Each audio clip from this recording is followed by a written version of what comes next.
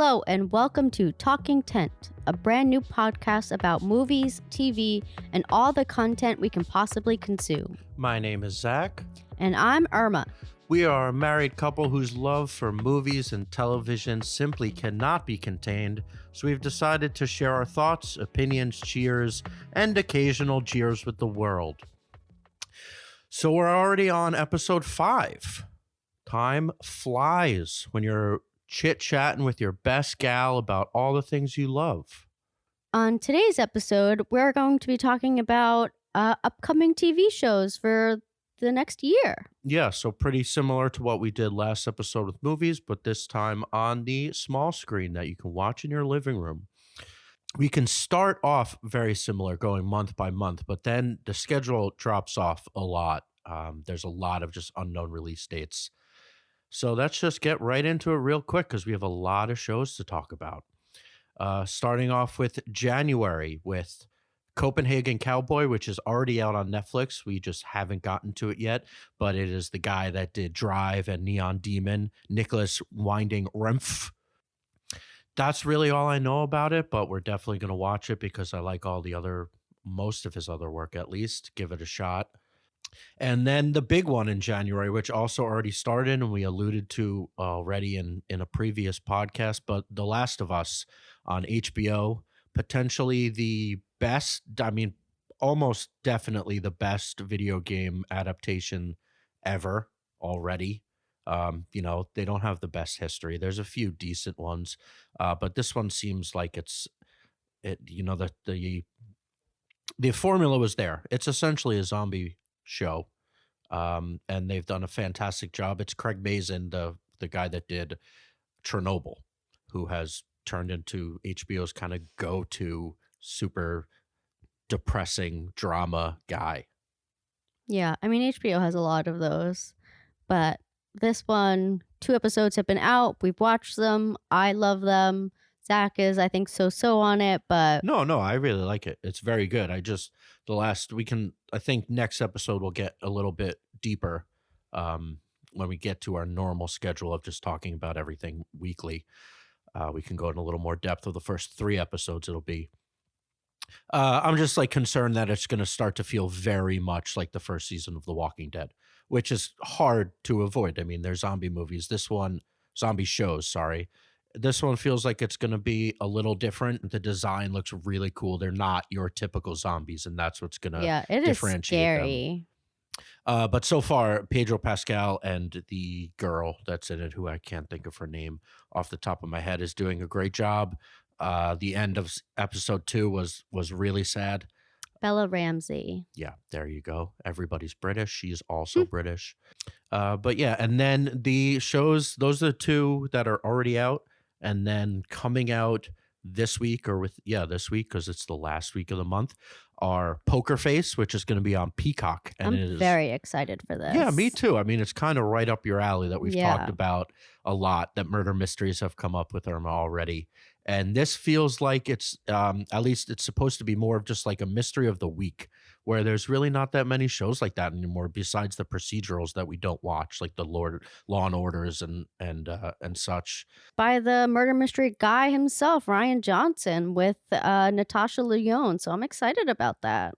Natasha Lyonne of Russian Doll fame, most recently, what she's become super famous for. And then Rian Johnson of the Knives Out movies. So yeah, I think it should be really fun. And I feel like we need fun. Yeah, once a week, super fun. And then probably on the opposite side of the fun spectrum, when I first saw the trailer for this, I was like, oh, totally in. Basically anything sad Jason Segel, I'm going to watch it and I'm probably going to love it. We watched, it was a few years ago now, but Dispatches from Elsewhere, I think, was on AMC. And I loved it. I was telling everybody about it. Did you say the name of... Did you say what it's called? Not yet. But so the last episode of Dispatches from Elsewhere was very strange. But otherwise, you get sad Jason Segel, and it works for me. So his new show on Apple is called Shrinking. And it is also with Harrison Ford, who I assume plays his father. Well, I think there's a ton of celebrities in this. Yeah. Yeah. The preview is crazy. So, yeah, we'll see. I assume Harrison Ford plays Jason Segel's father, and it's one of those like, man, you messed me up, Dad, and we're dealing with it. But I just love sad Jason Segel. He does a great job with it. And in February, there's not so much that I have at least on my list. But me and Irma really liked the first season of Carnival Row, and it is finally coming back Yeah, it with was one of season those two. like pandemic shows that like I feel like we didn't have anything else to watch, and so I threw it on 'cause it's on Amazon, and I remembered it was like Cara Delevingne and oh my gosh, Orlando Bloom. yes, Orlando Bloom, and I'm like, I'll give this a shot. And yeah, I really enjoyed it. It's like a gritty fairy tale story. Yeah, so we'll see what season 2 brings. If I remember correctly, it was also kind of a murder mystery, right? Like it was someone got killed, Yeah, like a Victorian era period piece. but Yeah. with fairies and Yeah. all different ghouls and goblins, which is always fun. Yeah. And then one I thought I would never see, honestly, is they're rebooting Party Down on Stars, which I guess makes sense because all of the people involved in the original series have gotten much more famous, and it's about darn time. So it's Adam Scott, Martin Starr, Lizzie Kaplan, Ken Marino. The first few seasons were hilarious. It got canceled because I don't think that many people watched it, but it was definitely a cult classic. So I'm not surprised that Stars, who I feel like doesn't get the most press, is bringing it back, and it should be hilarious. And then we have March, and it gets to a bunch of big ones that I'm pretty excited for. The first one being something that I don't know much about, but it's on HBO. It's called The White House Plumbers, and it's with Justin Theroux and Woody Harrelson. Ooh, that sounds like a winning combo right there. Yeah, a big fan of Justin Theroux here at the Hoffman household from The Leftovers and many other things, and I think Irma just likes to look at him. I No? think you're making an assumption. And it kind of just looks like people in the White House screwing things up, kind of like a la The Informant, that Matt Damon movie from a while ago, kind of like two bumbling buffoons. I think it's based on a specific story, but I'm not positive what it is. But that's the vibe. It gives me The Informant vibes. And then another new-ish kind of show is a surprise to me again, is Mel Brooks and Ike Barinholtz apparently teamed up together Yeah. to finally write History of the World Part 2, but this is going to be as a series. For anybody that doesn't know, History of the World Part 1 was a Mel Brooks movie from a while ago at the 80s, I think. And I always thought it was kind of a goof that he made it part 1 and never, ever intended on making any other parts. But apparently somebody convinced him to do it, and it's going to be as a show on Hulu. So that should be great. A lot of fun. I'm sure there's going to be a lot of very famous, very funny people on it when you get Mel Brooks and like Barinholtz involved. Yeah, I'm excited for that. That'll be really funny. And then one of the surprise hits of last year that I really loved was Yellow Jackets. Ooh, a spooky one. Yeah, kind of. It grabbed me because it looked pretty close to horror, and there's definitely some scary bits in it. A lot of great actresses. Yeah, I want to say like this was like Christina Ricci was in it, a bunch of like 90s people, and yeah, this was really awesome. I loved the cast. Yeah, it was interesting the way it was structured. I wonder if they didn't even do the flash forward yet, if it would have been even more intriguing. So it's about a soccer team from the 90s that are high school girls that go down in a plane crash. And then the other story is them as adults back home. And there's obviously things that happened when they were stranded for however long they were stranded for, that there's a lot of secrets and mysteries. And we only know of about 4 or 5 of them that are definitely alive. And there's a lot more of the girls in the woods in the flashbacks. And it starts to get pretty wild. I think there's definitely going to be some cannibalism they start hinting at. Yeah, they hint at that, but we'll see. Let's see. It looks like there's also kind of like a mystical element. So I'm intrigued to know what that is. Yeah, they definitely also hint at some mysticism, but then again, is it also just kind of in that one girl's head and a lot of happenstance? So I think that they'll get deeper into that. And then the modern story is they've all kind of grown up. There's a big secret. It seems like one of the survivors is trying to divulge some secrets and somebody dies. And it's just, there's a lot of drama. It's very interesting. It's really good. And then it also is pretty spooky. So I'm into it. And then the big one in March that I know Irma is beaming to talk about is The Mandalorian season 3. Yeah. Grogu. I can't wait for him to come back into my life. I've missed him so much. Yeah, so has it been an entire Mandalorian season 2 was not even 2022, right? So it's been over a year. Yeah, it's definitely been over a year, but we got a little in Boba Fett, thank God. Right. That was the saving grace of the Boba Fett series. There was a lot of bad Star Wars shows that they put out this year. Thankfully saved by Andor, but yeah, Obi-Wan and Boba Fett, the book of Boba Fett were awful. But then the Mandalorian interlude in Boba Fett came in and saved that series a little bit. But yeah, The Mandalorian, probably the best Star Wars thing that they've done in a very long time. Some may say it revived the whole franchise, really. Yeah. So I would say like the movies kind of ended on like a low note. No one really liked the Rise of Skywalker. And I really think that this show, like, they finally got away from like the freaking Skywalker saga. Like, no one really cares about them anymore. So it's nice to have a different story in that world. And they did it so well. So I'm excited to see season 3. Yeah, between The Mandalorian and Andor, kind of moving away from the Skywalkers, The Mandalorian is still pretty adjacent to them. Luke was in season 2. Right, I forgot about that. Alert. But yeah, I think they're just going more into the Mandalore timeline, and yeah, we'll see what happens. It's always very good. Yep.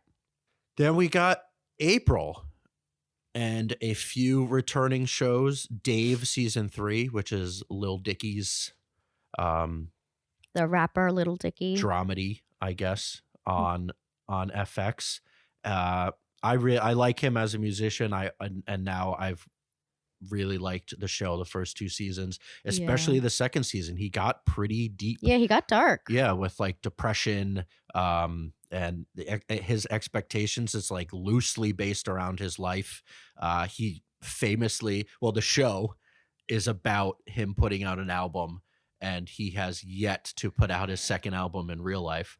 I know Dave is going very well for him, so I'm not sure if that's pushing it off, or the anxieties that he's showing in the show of following up that first album are a little more true than we realize. But yeah, there was just a lot of depression with him and Gata. Gata had a lot of issues last year. It's hilarious, but then it got pretty deep and introspective season 2. So I'm excited to see where he goes with it season 3. Yeah. And then another show we talked about previously, and I had referenced, I'm not sure what they're going to do, but I guess it's just going to be potentially a completely different cast, or at least a completely different mystery. But After Party is coming back for a second season. So yeah, I'm excited. The first season was great. Really was. And so I'm excited for the second season. Yeah. It has to be a different cast, right? I assume so, although that's or maybe they'll do like the same cast, but just like a completely different playing different people. You know what I mean? Like there's shows that do that. Kind of like an anthology. Workers. Yeah, or Miracle Workers. Yeah, sure. I guess we'll see. But yeah, so After Party season 1 was a high school reunion with people that are basically exactly our age. Well, don't spoil it. I'm not going to spoil it, and then there's a murder, and basically each episode is kind of the events leading around the murder from each of the main characters' perspectives, which was a fun way to to dive Yeah. into Yeah, murder and they're all mystery. comedians, so yeah, it was good. Yeah, so season 2, we'll see. It should definitely be good just based on what season 1 was, but I have no idea how they're going to do it. And what was that on Apple? Yeah. Yeah, also Apple. And then another new movie. Sorry, I keep saying movie. Another new television show. And this one seems really weird, but it's Damon Lindelof, so I'm giving him the benefit of the doubt. It's called Mrs. Davis, and it's also going to be on Peacock. And so Damon Lindelof did Lost, but then he did Watchmen. The Leftovers, The best, which I yeah. loved, and then he really solidified himself as a genius. I Yeah, don't know, as like a really. I'll follow you anywhere, Damon, with the Watchmen Yeah. series, which was just brilliant from a few years ago. So this one is Betty Gilpin, who plays a nun, and she fights an AI. And Sure. yeah, like I don't know. Hey, if that's what he wants to do, if that's what he tells me, this is important to me, sure. Yeah, I don't know if it's going to be as serious as, the Leftovers and Watchmen that he's done, or he's going a little bit more goofy. It seems like it simply must be more goofy based on that. Yeah, but I feel description. like he's always about like a deeper meaning, like about life and death, and maybe about the future, and who knows? Yeah, we'll see. But if we're going to get existential about AI taking over the world with somehow working in, the problems of religion, that sounds great. And that's Yeah. just me making up what it might be about. But I'll let Damon could do absolutely anything, and I'll be there for him. That brings us to the end of when we actually know anything is coming out. And Like dated, you mean? yeah, like specific release months. Yeah. And there's a lot of other shows that are still up in the air. And let's start with just all of the returning shows that we already watch, and it's just another season of them. Starting with probably the biggest one, which is Succession, is coming back with season 4. I think this comes back in the spring. I feel like they usually do spring for Succession. So I bet this will be in March or April. I'm excited. Succession is always such a banger. Yeah, it's become kind of the de facto best show on television, Yeah. whether it's actually your favorite or not. But it's pretty much, it's an event every time it's on. It's HBO's flagship at the moment. So we'll definitely be going more in depth when we do our weekly podcasts, when this is actually coming out, each episode. And then next we have Starstruck, which I had no idea was even coming back. I'm so excited. Yeah, it was on a list of Starstruck season 3. Irma had mentioned that she really loved the previous 2 seasons. Yeah, it's like a romantic comedy. Takes place in London, I want to say. Yeah, I'm just really excited for it. Yeah, and again, it basically a modern kind of fairy tale where this regular woman, we'll call her, meets a super celebrity, mega famous actor, and they fall in love. And it's kind of just the trials and tribulations and laughs that are involved in that. And then another one that's coming sometime this year is Ted Lasso season 3. Season 1 obviously kind of took the world by storm of being just a fun-loving. It kind of came out at the perfect time during the pandemic that everybody was kind of down and out, feeling real sad. And then Ted Lasso just came in with his goofs and his upbeat spirit. Heartwarming. Yeah, Jason Sudeikis kind of found his muse, it seems like. And honestly, I think knowing a little bit about his real life, I feel like he channeled kind of, his divorce and separation. And he was kind of like, that's just be super upbeat and happy and bring some light into this world that everybody's sad about. And it definitely worked in season 1. I was still into it season 2. They kind of expanded more. Yeah, I feel like it was a little more divisive in season 2, but I feel like people also like to not like it because it's the cool thing to do. You know what I mean? But it's a good show, and I don't understand. But that's definitely true. When anything becomes kind of universally loved, there's always going to be people saying that they don't like it, because they just want to feel superior in a way. But whatever, it's a great show. I mean, who cares? It's a half hour. It's a great show to just have on. Like, it makes you feel good. Yeah. Yeah, we'll see what they do with season 3. I mean, presumably they have to start winning. That's kind of what happens. Yeah, right? let's hope. And then a big one for Irma, the end, right? The final Yeah, season this of is The the Crown. final season of The Crown. So this will probably come out next fall.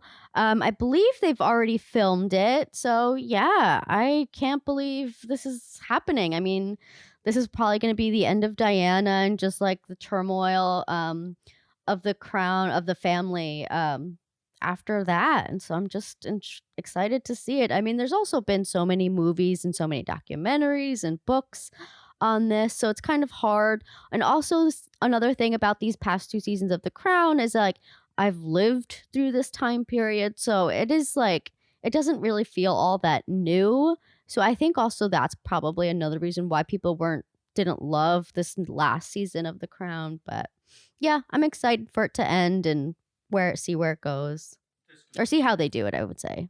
This could potentially be a huge one, though. I mean, I know we had a lot of Princess Diana content come out Yeah. the last few years. There was the Spencer that I really loved Spencer. And then there was even the Princess Diana musical that they then filmed and put on Netflix. But there's just been a lot of Princess Diana content that has come out recently. And I guess this could kind of just be like the definitive end. Also interesting that I feel like people are starting to turn once again on the royal family, especially with the overexposure of Harry. I think everybody's kind of annoyed about the whole thing. So do you feel that way? Oh, absolutely. Well, the royal family like shouldn't exist. Like, and Well, they're of course. not great people. I mean, that's my opinion, obviously. Yeah, this whole Harry thing, he just really needs to just stop talking. But also It's getting a bit too much. Since season 5. So season 5 premiered before the Queen died, right? Yes. So there's just a lot of interest. No, I'm sorry. She died in August, and so no, this came out right after she died. The new season. Yes. Oh, okay. Well, there's just a lot of royalty intrigue at this point, and this being the end, I think it'll be a big season for them, especially having seminal event of Princess Diana dying in it. And then we have the second season of what was probably number 2, our favorite, well, maybe Irma's number 1, my number 2 show of last year. The Bear season 2 is supposed to come out at some point this year. Wow, that's a fast turnaround. Yeah, I mean, it's a tiny show. I can't imagine it takes like it doesn't have all the post production and everything that a lot of these shows have. But kind of the surprise hit of last year, we discussed it on a previous show, but a small family story about a restaurant and grief and loss and family, and it's hilarious and sad. And I think the first season was kind of actually the introduction in a way. It was kind of like the prologue to the book that will be The Bear. He ended the season closing the restaurant and announcing that they were going to reopen it as a much fancier restaurant called The Bear in honor of his brother, with the female chef that had the first season slowly started to expose herself as somebody that was very talented and wanted to contribute a little more than just some Italian beef sandwiches. Speaking of, that sounds like a good option for dinner. That's true. That does sound good. I was thinking sandwiches. Yeah. And then the final returning show that I am still excited for, I feel like consensus has definitely waned, is The Marvelous Mrs. Maisel season 5, which I believe is going to be the last season. Yeah. It came out, I guess 5 years ago, and was another one that was kind of the talk of the town, came out of nowhere. Rachel Brosnahan was winning everything because she was fantastic, is a women's empowerment movement. Since then, I feel like the story hasn't progressed so much. It's a lot of the same. So I still really like it. I still find it very funny. The Jewish humor still gets me as like reminders of my family. Yeah, it's very witty, for sure. It certainly doesn't get the acclaim in the press that it used to. But I think kind of a lot of things by season 5 nowadays don't. Yeah, a lot of things don't get to 5 seasons at all anymore. So it is impressive that they've been able to get to this milestone. But I think it'll be nice to say goodbye. And, I mean, it's definitely a great show. But yeah, I think it has run its course, in my opinion. Season 4 I thought really had some soaring moments. There were definitely episodes we watched that I was like, and there you go. Like that, they prove that they can still do it. Yeah, The the the funeral, that was unbelievable. the episode with when Lenny Bruce is doing the big show and kind Yeah. of his breakdown, and it was supposed to be Carnegie Hall. They still like they can still nail the writing and nail the drama. So hopefully I'm gonna guess the send off and however they're deciding to end Mrs. Maisel's rise is gonna be great, and I'm gonna like it. I put down in the notes that Severance season 2 is potentially coming out. I don't think that's gonna happen. I think Yeah, I don't think it'll come out this year, to it'll be be early honest. 2024. I have an Yeah. inside man that says that their filming is going to be at least into the summer. So then he would have to turn around post production so fast. Yeah, I doubt that. And then there are, once again, we are in a reboot culture. There's a lot of reboots and spin-offs that I'm excited for. Again, we mentioned it in an earlier podcast, but they're bringing back Justified. I think one of the most underrated of the kind of early television revolution shows with Timothy Oliphant and I would say the discovery of Walton Goggins, who now is Uncle Baby Billy, who everybody loves on Righteous Gemstones. Yeah. But Walton Goggins was just like scene stealing, dropping the hammer every episode as the kind of like the through story villain. So every season kind of had their own villain, but he was kind of the one that stayed the whole time, like the Lex Luthor to Timothy Oliphant's character almost. But yeah, we'll see what they do now that the television landscape has expanded a little bit. They might have to go deeper, but we'll see. I'm excited for it. I thought it was always just very intriguing. Always had fantastic villains. Yeah, I don't think Justified was a show I really watched, so that might be a Zach show. And speaking of potentially a Zach show, Clone High is also coming back. I don't know what that is. It was a single season. Yes. And it was the cartoon. Yeah, it was a cartoon. It was a single season, kind of like it became an absolute cult classic. It is. Oh yeah, Lincoln. It was people. JFK. The historical characters, as I guess they were cloned, and they all go to high school together. So JFK, Lincoln, Cleopatra. I'd watch that. Yeah. That'll be fun. Yeah, they're bringing That's it back. on HBO? Yeah, it's coming back on HBO Max, which is going to be great. Yeah. I've been looking forward to it. I've been in college. We watched it all the time. Yeah. And one of my best we friends. always used to quote it, I remember. Yeah. Yeah, the JFK specifically. Yeah. Has some fantastic memorable lines. Flip the building, I say it all the time. It's a play on like when they go into riots and they literally flip an entire building. But my best man John Welsh has always been a huge fan of the show. I think he was even the one that sent the link of like, oh my God, Clone High is coming back. So shout out John. I know he's excited for it.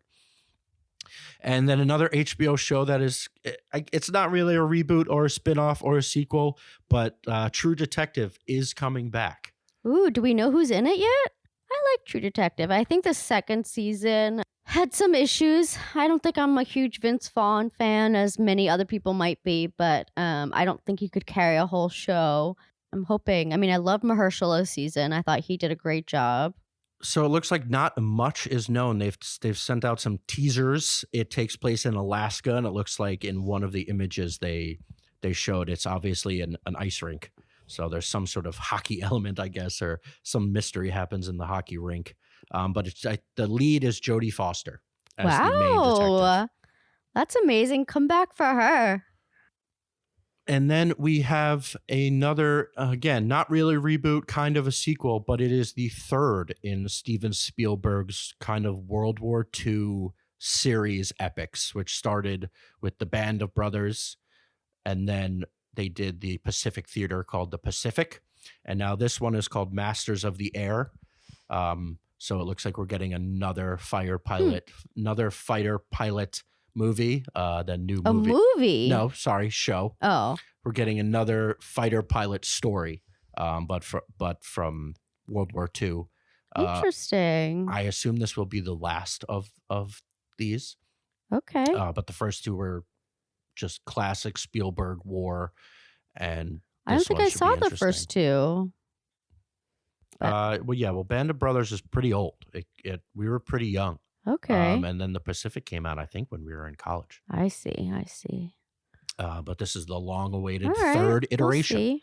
And then the final spin-off that I have is called Gen V, and it is the boys spin-off. I believe it's younger characters. Oh, So maybe even I do love the mutants in high boys. school or Oh, something, or teen mutated people. Anybody that's kept up with the boys, it kind of becomes.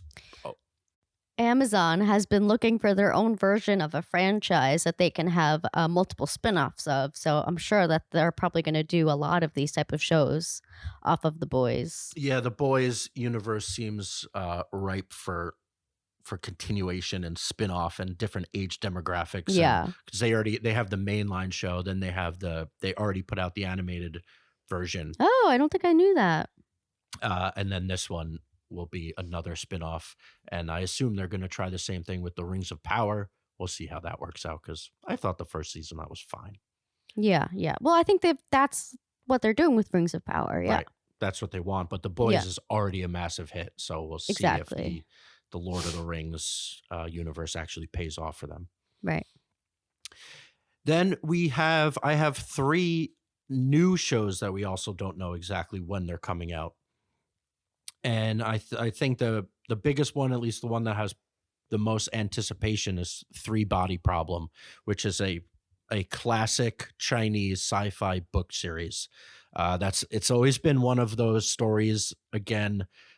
That's unadaptable. Yes. So I was trying to think of the like Cloud Atlas, like White White Noise noise. Yeah. that have come out. Dune. Dune, yeah, is another great example of like stories that everybody has also like, oh, you can't turn that into a movie; it'll just never work, or a TV show.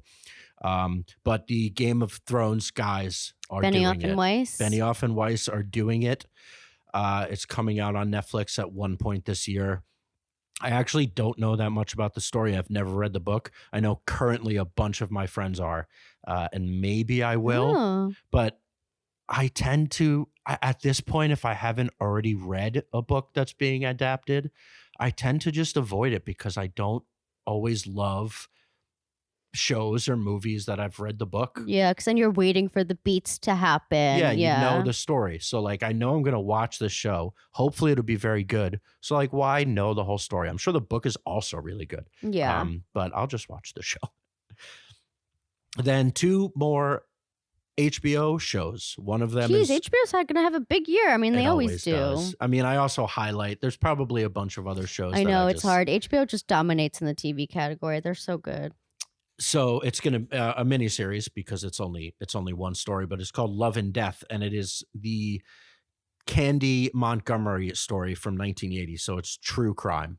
Oh, But Elizabeth Olsen plays the titular, not the titular, sorry. Elizabeth Olsen plays Candy Montgomery. And I don't really know that much about the story, but I had to look at, the tagline for this.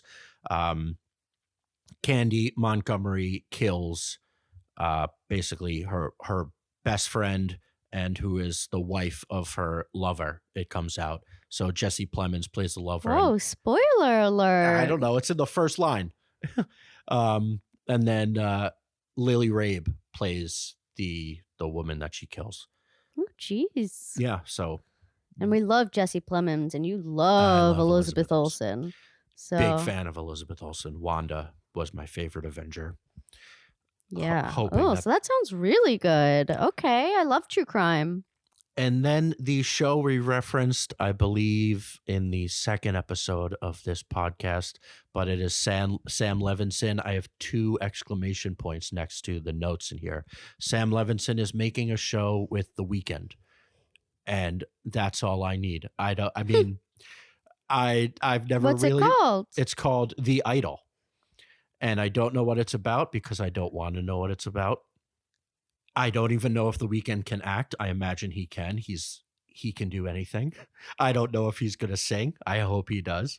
But hopefully it's really good. And at this point, like I discussed with Euphoria, and honestly, very similar to Damon Lindelof, it's like Sam Levinson can do anything, and I I will mean, be Sam there for it. Levinson has only done Euphoria. That's been like a really great like hit. He did that one movie during the pandemic that a lot of people didn't love. So Yeah, with I think Zendaya. I'm a little more skeptical on him Well, than I'm you all are. in. I know you are. I'm Yeah. all in. I love The Weeknd, and we'll see what he does with the show. And then we have a group of shows that it's gonna take over the internet, potentially in a good way or a bad way, like they do every year, and potentially become just overkill, which I'm a little bit scared of. But Disney I have 6 different shows, 5 Marvel shows, 5, and then 1 new Star Wars show that actually I think will be very good. But they have 5 different Marvel shows, and presuming that they keep it to what they only put out one a week, like on Wednesdays, that's nearly the entire year Yeah. of just every Wednesday there's a new episode of a Marvel show. And I think most of them so far, I think, have been pretty good, Yeah. right? There were a few that was like, I don't remember. I liked She-Hulk. I thought that was good. Miss Marvel. I liked that too. I thought that was cute. Loki I really liked. yeah, Loki is a standout. WandaVision Yeah. is my personal favorite. Hawkeye was okay. And then what else was there? I don't remember. Moon Knight. That was the one Moon I was Knight. trying Yeah, to that one wasn't very good. Yeah, Moon Knight was okay. The concept seemed cool, and it started off cool, and then yeah, and it was with what's his face? Oscar Isaac. Oscar Isaac. Yeah, God. Oh my gosh. Yeah, I think love it him. actually probably would have worked better as like a 2-hour movie as opposed to Or the you know what show. they did, like the Werewolf by Night thing. Mhm. If they did that, Yeah. you know, because I liked that Werewolf by Night too. But these shows, the new ones, are Ironheart, which is the kind of thrown in character from Oh yeah, it was so botched Wakanda in. Forever. Yeah. It's like they knew. It's kind of the problem with Marvel sometimes is they knew this show was coming out. They knew that they had to introduce the character, the young girl that kind of makes her own Iron Man suit and helps Wakanda fight against who's another genius living in this world. Right, true. So I mean, I'm not saying any of these are going to be bad. I'm just saying there's going to be a lot of it. Then we have Agatha, Coven of Chaos, which I think could be good. Yeah, kind of a spiritual sequel to WandaVision and Han. Oh, Catherine Hahn. Yeah. Catherine Hahn as Agatha, the witch from WandaVision, having her own show. Yeah, and Catherine Hahn is always great. So yeah, that'll be really good, I think. And then another one, Echo, was the deaf kind of villain, but then turned out to not be really the villain from the Hawkeye series. So she is also getting her own show. Yeah. That one could also be okay. Who knows? Sure. And then the one that probably has the most potential of the new ones, and I'm bearing the lead on probably the best of the 5, but Secret Invasion. I think the most people that are familiar with the comic books and the stories a little bit more than me and Irma are. We love all the shows. We love all the movies. We keep up with that. But we don't know so much about the backstories. But Secret Invasion is about the Skrulls. The Skrulls. The alien race, the Skrulls. And they've been living as humans for years now. And so I think we're going to find out a lot of our favorite characters are actual aliens. So that'll actually be really kind of cool, I think. Yeah, could be good. Potential for some really big surprises and shakeups of the And there's whole a lot universe. of celebrities in this too. Olivia Colman is in this. Oh, right. Yeah. Yeah. And Samuel L. Jackson. Right. Yeah. So Samuel L. We learned at the end of one of these Spider-Mans, right? That I don't know. He was who we thought was Nick Fury was actually one of the Skrulls, and Nick Fury was actually up in space. So I think we'll just learn a little bit more about that whole situation. And then finally, Loki season 2 is supposed to come out. That's going to be good. I have no doubt. Yeah. So season 1 was really fun. Like I said, I kind of liked WandaVision a little bit more sometimes with like time jumping and all of that. It starts to become so complicated that I can't handle it. And WandaVision's story was just right up my alley of really sad lady. It is, Yeah. and then also I thought what they did with it with all of the old TV styles was just really cool. Yeah. But Loki is probably number 2. And for most people, it's number 1. And it's also by one of the writers who worked on Rick and Morty. And so they know what they're doing with all the time jumping and all of that stuff. So Yeah, well, some may argue, well, I love Rick and Morty, but it definitely gets very confusing sometimes. Yeah. There's rarely a cartoon where you need explainers of timelines. Yeah.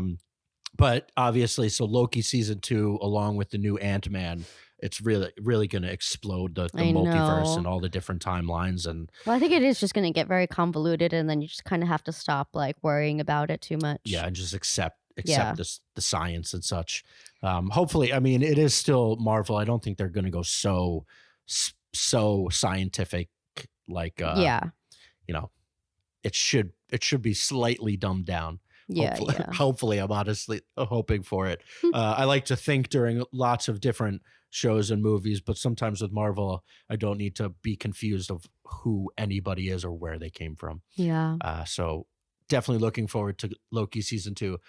Hopefully on Wednesday nights, I'm just not confused out of my gourd. And then the Star Wars show that I referenced earlier in tandem with Mandalorian season 3 is we were introduced to Rosario Dawson's portrayal of Ahsoka. And so her own show comes out at some point this year. And I think we're both very excited for it. Again, we are slowly getting into the cartoon world, the Filoni-verse of the Star Wars. We've kept up on Bad Batch, but we were already too late on Clone Wars and Rebels. So we're not the experts on who Ahsoka is, and her whole story, but I know people that are over the moon. Yeah. And I love Rosario Dawson. Like, she's great. So and the introduction was great in Mandalorian. And as much as we said we'd like to get away from the Skywalker series, the Skywalker saga of it all, it's still nice to have some really overpowered Jedis around. Yeah. Well, and also, like, I know, like, her whole thing is that, like, she was Darth Vader. Who was that again? Oh, right. She was Anakin Skywalker's Padawan, right? Yeah. So, so I guess we're not moving away from it, but whatever. It's all tangentially related, but at least it just doesn't have Luke. Although it might. Yeah, who knows? I mean, now with the de-aging, I mean, he can be anywhere. Okay, and then 2 shows that I wanted to shout out because I am very excited for both of them. First is Top Chef. It comes back, I believe, this spring. It's not dated right now, but I believe it's, I want to say March or April. And usually Top Chef goes to a new city in the US, and they essentially stay there and they cook. And I want to say it's like 12 chefs compete to become the top chef. Yeah, something like that. Something like that, yeah. But this season, it's going to be in London. And I'm so excited because these past 2 seasons, I want to say, were during the COVID era. And so they weren't really like exploring the city as much as I would have liked. And so it felt very, I don't know, not claustrophobic is not the right word, but it just like, it didn't feel as like big as it usually does to me. So I'm really excited for them to go to London and explore Europe a bit more. 2 foodies, as we've discussed with the discussion of the menu. We love Top Chef, and I just love that it's a food competition show, and there's so many of them now. Yeah. Top Chef, I watched them all. Top Chef was one of the originals, but it also, I like that it kind of takes itself a little too seriously. Yeah, I would say it's like probably the most prestigious of all of the cooking competitions, in my opinion. There's very few gimmicks. Yeah. Sometimes with each challenge, they add the gimmicks, but it's not like Next Level Chef where the entire show is a gimmick. Not that show is bad, but just like the whole show is a gimmick. It's not just how good can you cook. Yeah. And yeah, like Irma was saying, it will be interesting, hopefully, that they could kind of be fully free of restrictions. Because what Yeah. she was alluding to is every season was being a new city, and you felt like you were getting a little bit of Like the learning, culture and learning yeah. about the city and the food culture, and their biggest chefs. And they still did that a little bit, but yeah, it definitely Yeah. wasn't as Like big. you would normally like go out and like cook at other restaurants and like be able to like go out to markets and like go eat at other restaurants to learn about their cuisine and stuff, and then bring it back and do a challenge on that specific regional cuisine or something. And I feel like they didn't do that much of it this past 2 seasons, and I just really feel like we missed out on that. Anyway, so this season's going to be in London. So yeah, I'm very excited about that. And then the last thing I just want to shout out is Survivor. I I feel like it's on season like 45 or something crazy right now. I love Survivor. We both do. This both is kind of like a recent new love of ours. We watch it along with some friends.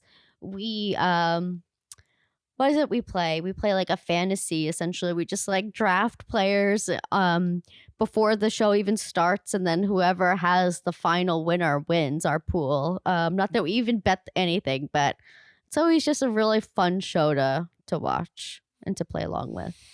Yeah, we'll see what happens this season. I feel like I came out of last season thinking like some things maybe need a shakeup. That's true. I mean, they do try and shake it up, but yeah. Yeah, I'm not even sure. Yeah, they've changed the rules a lot, but it just felt like, and I'm no Survivor expert, but I know a lot of other people who consider themselves more Survivor experts are kind of being like, the people that are really good at the game are just not winning anymore because they get iced out. Yeah, because people know that they're good. Right. So which I agree with that. I guess that is just part of, in a show that is ever changing, kind of like sports, it's like you just have to know that, and you have to know when to strike, kind of like Alligabler did. Like he waited, exactly. and then he told the audience he was doing that. Spoiler alert. I guess he actually played it perfectly, and he should have won. Yeah. But that is definitely a critique from kind of like the old heads of like someone like Russell. Oh yes, because you're an old head. No, I'm saying I'm not, but I know I hear it. Like someone like Russell would absolutely never ever win again. Yeah. Which I guess is fine. Like Steph Curry revolutionized the NBA, and now if you can't bomb, you don't have at least a few players that can bomb threes, you're not going to win. So that's just what happens in like a real live game. So that's everything we know of so far. I mean, maybe we left a couple things out. Who knows? There's just so much. Yeah, I'm sure we left some things out. I mean, I'm sure Netflix is going to have some crazy viral show that we'll find out about in a couple months, that everyone like is talking about for a week, and then we all forget about. Like we would have never had Squid Game on this show, because who knew? Exactly. Who knew it was going to be so big, or even something like Dahmer that blew up this year. But yeah, that is all we have. Subscribe so every time we post a new episode. I think now we're kind of done with this. Was our attempt to introduce ourselves, introduce our tastes, talk about last year, and talk about what we're excited for next year. And now we're going to get in a normal cadence of coming at you, I believe, on Tuesdays, and basically talking about everything that we watched that week and whatever those conversations lead to.